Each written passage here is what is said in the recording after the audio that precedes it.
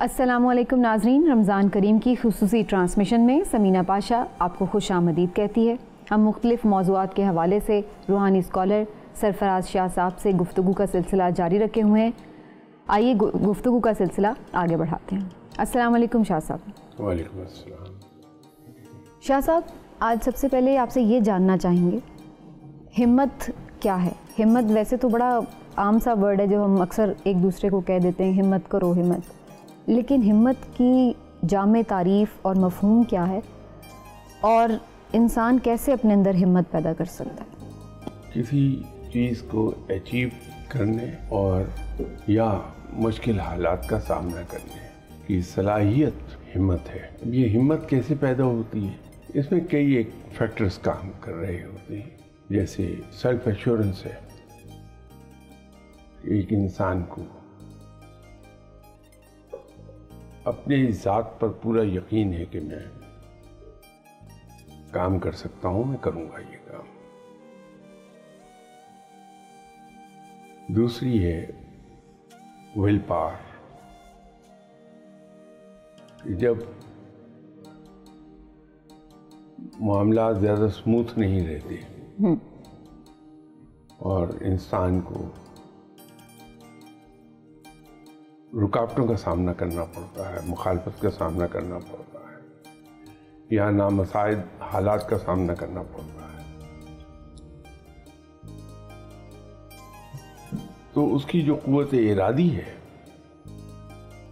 ٹھیک ہے یہ دکھتے ہیں لیکن میں یہ کام مکمل کر کے رہوں گا، ٹھیک، یہ قوت ارادی اصل میں بہت یہ کرشمہ دکھاتی ہے۔ صحیح۔ ایسے بہت سے قصے کہانیاں مل جائیں گے کہ انسان نے موت کو شکست دے دی، اس وقت تک وہ زندہ رہا تب وقت تک کہ اس کا گول اس نے اچیو نہیں کر لیا۔ جی بالکل، یہ اس کی قوت ارادی ہے جو اسے زندہ رکھتی ہے۔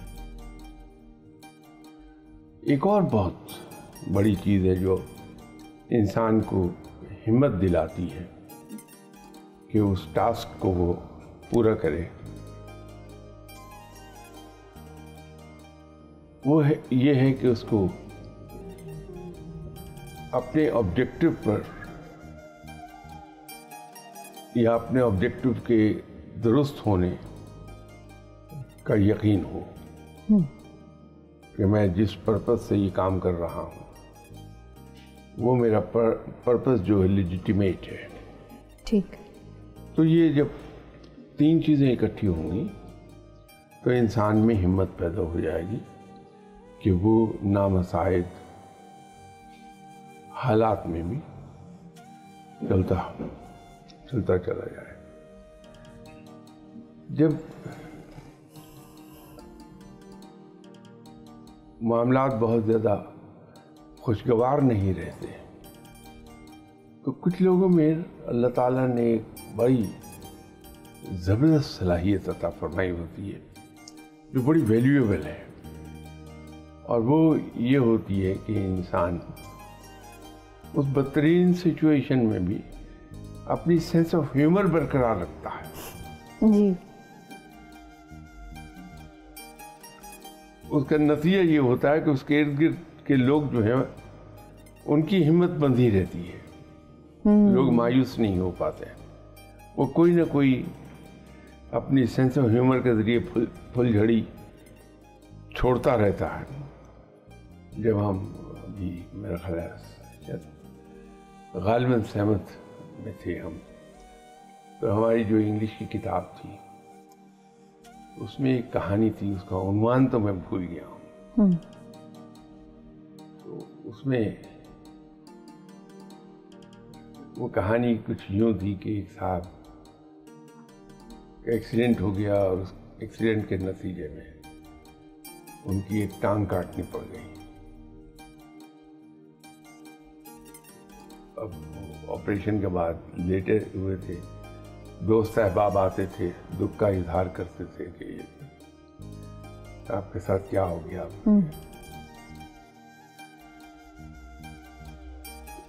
ان کنڈیشنز میں بھی اس کی سینس آف ہیومر قائم رہی. تو جب لوگوں نے دکھ کا اظہار کیا کہ کیا ہو گیا, تمہارے ساتھ ٹریجڈی ہو گئی, تو اس نے ہنستے ہوئے کہا کہ اس کا ایک بہت بڑا فائدہ ہو گیا, اب مجھے صرف ایک شو خریدنا پڑے گا. اب یہ جو وصف ہے بہت بڑا وصف ہے, اس کو کسی نہ کسی طرح سے حاصل کرنا چاہیے, سیکھنا چاہیے. ایک اور جو چیز زندگی میں ہمارے کام آ جائے گی وہ یہ ہے کہ ہم انڈر آل سرکمسٹانسز اپنا کول برقرار رکھتے ہیں, اپنے مزاج کو ٹھنڈا رکھتے ہیں. اس وقت یہ الفاظ ذہن میں آ نہیں رہے تھے کہ خواہ حالات کچھ ہی کیوں نہ ہو, انسان نہ صرف خوش مزاج رہے بلکہ بڑا کام اور بڑا پرسکون رہے. جی.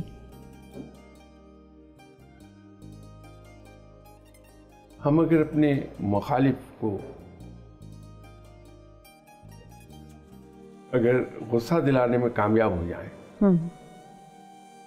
کہ وہ غصے میں آ جائے ہمیں دیکھ کے, تو سمجھ لیجئے کہ آپ نے آدھی لڑائی جیت لی. صحیح. باقی کام آپ کا وہ اب نصف رہ گیا ہے. بالکل ٹھیک. کوشش یہ کرنی چاہیے کہ دوسرا مخالف ہمیں غصہ نہ دلا پائے. ٹھیک. ہم بہت پلیزنٹ رہیں, اس کی یاوہ گوئی کے جواب میں بھی ہم پلیزنٹ گفتگو ہی کریں, پولائٹ رہیں, کامیابی یقینی ہے. صحیح. شاہ صاحب لیکن ایک اور چیز ہے کانسنٹریشن. اکثر اس بات کا بھی ہمیں لوگ شکایت کرتے نظر آتے ہیں کہ کانسنٹریشن نہیں رہ پاتی کسی ایک بات کی طرف یا کسی ایک کام کی طرف. یہ کیسے حاصل کی جائے ارتکاز جو ہے؟ یہ جو درویش لوگ ہوتے ہیں یہ عبادت میں بہت ہائی ڈگری آف کانسنٹریشن جی اچیو کر گئے ہوتے ہیں. ایگزیکٹلی. ایک صاحب کے بارے میں ہم نے قصہ سنا بھی اور پھر پڑھا بھی. یہ جامعہ اشرفیہ کے بانی تھے مفتی محمد حسن صاحب. ان کے بارے میں یہ قصہ سننے میں آیا تھا اور پھر ایک کتاب میں پڑھنے میں بھی آیا کہ ان کی ایک ٹانگ میں غالباً گینگرین ہو گیا ہوگا, تو ڈاکٹرز نے ان کو وہ ٹانگ جو ہے اس کی ایمپوٹیشن کا کہا کہ ٹانگ کاٹ دی جائے. صحیح. تو ان کے شاگردوں میں سے تھے یا عقیدت مندوں میں سے تھے کنگ ایڈورڈ میڈیکل کالج کے پروفیسر تھے. تو مفتی محمد حسن صاحب نے ان سے کنسلٹ کیا تو انہوں نے بھی کہا کہ اس کے علاوہ اور کوئی چارہ نہیں ہے. تو یہ کوئی اتنا سیریس آپریشن نہیں ہوگا, ہم آپ کو اینستھیزیا دے دیں گے, اس کے بعد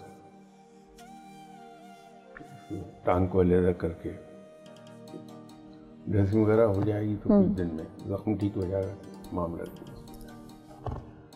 تو مفتی محمد حسن صاحب کو ایک دم خیال آیا کہ یہ اینستھیزیا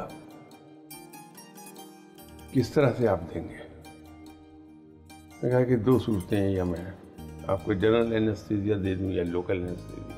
تو پروفیسر صاحب نے شاید انہیں سمجھانے کے لیے بتایا کہ اس طرح آدمی غافل ہو جاتا ہے تو درد نہیں ہوتی. تو مفتی محمد حسن صاحب نے کہا کہ میں نے ساری عمر ایسی کسی بھی چیز سے پوری طرح پرہیز کیا ہے جس سے میں غافل ہو جاؤں, تو میں اب آخری عمر میں یہ نہیں کروں گا. اچھا. تو ایسا کریں کہ میں तस्बीह करने लगूंगा, अल्लाह को पुकारने लगूंगा, तो तुम इस दौरान मेरी टांग को अलहदा कर देना बगैर एनेस्थीसिया दिए हुए, लोकल एनेस्थीसिया। तो उसमें इंसान में किस्सा सुनाया, उन्होंने भी कहा, किताब में भी जो पढ़ा वो यही था कि ऑपरेशन टेबल पे जब वो लेटे तो उन्होंने अल्लाह को याद करना शुरू किया, तस्बीह शुरू कर दी। 20-25 मिनट गुजर गए तो कहने लगे डॉक्टर से, सर्जन से, तो भाई ये काम मुकम्मल भी अपना कर लीजिए आप, और कितनी देर लगाएंगे? उन्होंने कहा जी वो तो कभी का हो भी चुका, मैं सिर्फ ड्रेसिंग करने की फाइनल स्टेज पर हूँ। वो टांग अलहदा कर दी गई और वो इतने डूबे हुए थे अल्लाह के जिक्र में, क्या बात है, कि उन्हें टांग के जुदा होने का एहसास नहीं हुआ। ये लोग कंसंट्रेशन, ये जहाँ से दरवेश लोग याद आए मुझे, वो दिल्ली में आराम फरमा रहे हैं एक साहब, बहुत बुलंद पाया दरवेश और बड़े नेक इंसान, जनाब हज़रत बख्तियार काकी रहमतुल्लाह अलैह। उनका एक फरमान है कि फ़कीर पर लाजिम है कि वो कम से कम लोगों से मिले। उसके पीछे हिकमत ये है कि जब हम दुनिया में ज़्यादा डूबते हैं, मैक्सिमम लोगों से मिलते हैं, ठीक, सोशलाइज करते हैं कि हमारे कॉन्टेक्ट्स डेवलप होते जाएं, तो हम तरह तरह की बातें सुनते हैं, उनको फेस करते हैं, हमारे इल्म में आती हैं चीज़ें, तो हमारा ज़हन उन पर काम करता रहता है। नतीजा ये है कि अगर हम बैठ के कोई चीज़ लिख भी रहे हैं, दुनियावी सही, ठीक, अगर मैं कोई मजमून लिखने, तो मेरे जहन में वो बातें हैं, वो किससे उनका चरखा चलता रहता है, ठीक, तो मैं कंसंट्रेट नहीं कर पाता। इसीलिए जो बड़े बड़े फिलोसफर दुनिया में गुजरे, जिन्होंने दुनिया को बहुत से नए तसव्वुरात दिए, जो साइंसदान गुजरे, उन्होंने बड़ी बड़ी डिस्कवरीज की, ये सब आप देखिए कि इनका सोशल सर्कल बिल्कुल नहीं होता था, जीरो, ठीक, ये अपने काम में डूबे हुए हैं। नतीजा ये है कि उनका जहन और सुकून है, अपने काम पर बहुत तवज्जो देते हैं। ठीक, तो हम सिर्फ ज़रूरत के तहत ही लोगों से मिले तो एक ये मसला एक बड़ी हद तक ख़त्म हो जाएगा। ठीक, और वैसे अगर इसके अलावा कंसंट्रेशन नहीं हम कर पा रहे तो उसकी बहुत सी मशकें हैं। हम अगर वो मशकें करेंगे तो हमारे जो कंसंट्रेशन स्पैन है वो खासा ब्रॉड हो जाता है। बिल्कुल ठीक।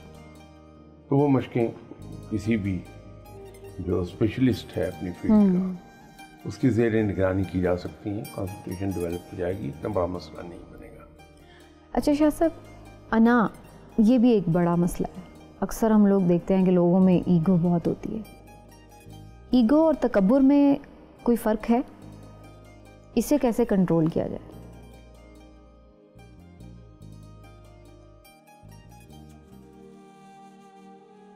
असल में इंसान के अंदर दो चीज़ें हैं, एक तो ईगो है, दूसरी खुददारी है।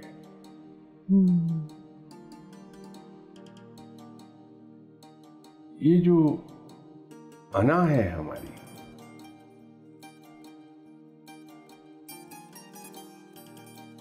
वो दर हकीकत जन्म ले रही है एक चीज से, और वो है कि मैं कुछ हूं, मैं बड़ी चीज हूं।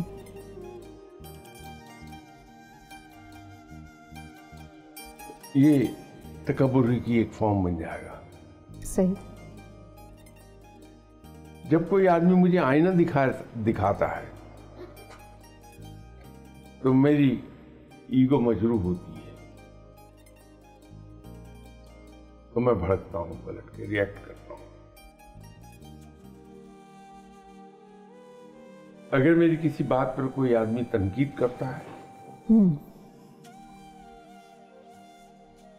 تو میری ایگو ہرٹ ہوتی ہے کہ میں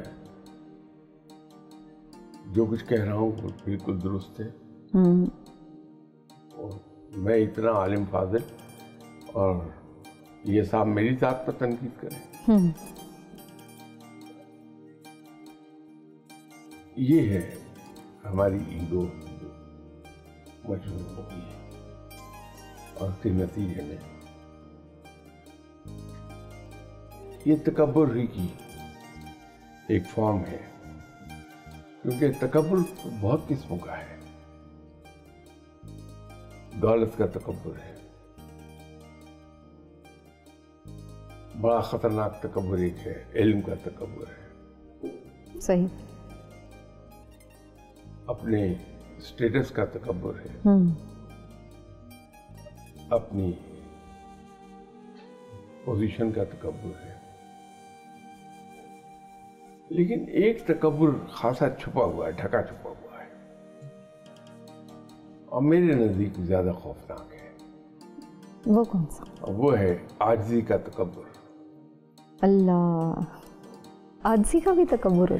عاجزی کا تکبر ہے, بڑا خوفناک تکبر ہے.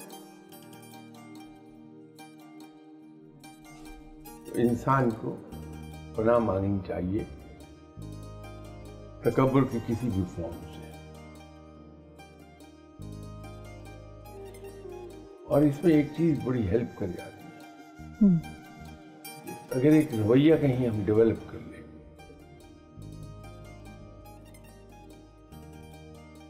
کہ جہاں کوئی آدمی ہماری مرضی کے خلاف کوئی بات کہتا ہے, میں اس کو مختصر کر دیتا ہوں, تو آپ کی بے چینی سے اندازہ ہو رہا ہے کہ پروگرام کا وقت ختم ہو گیا.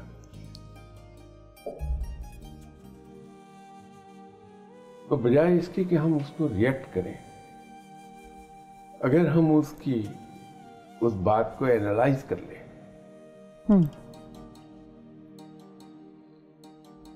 کہ کہیں یہ درست تو نہیں کہہ رہا, وہ بڑا پازیٹیو رویہ ہو جائے گا کہ یہ چیز ہمیں اپنے آپ کو امپروو کرنے میں ہیلپ کرتی چلی جائے گی. لوگ جب ہمارا مذاق اڑا رہے ہوتے ہیں, یقین کیجئے کہ اس کی بھی ایک بیسس ہوتی ہے, اس کے بغیر کوئی مذاق نہیں اڑاتا.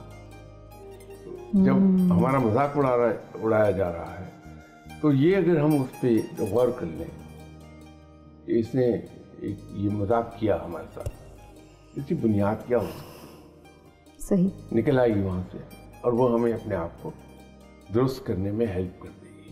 بالکل ٹھیک. شاہ صاحب, ابھی بہت سارے سوالات ذہن میں ہیں, لیکن آپ نے درست فرمایا وقت ختم ہو گیا. تو ناظرین, آج کی اس نشست کو یہیں پر سمیٹتے ہیں. گفتگو کا سلسلہ یہیں سے کل آگے بڑھائیں گے.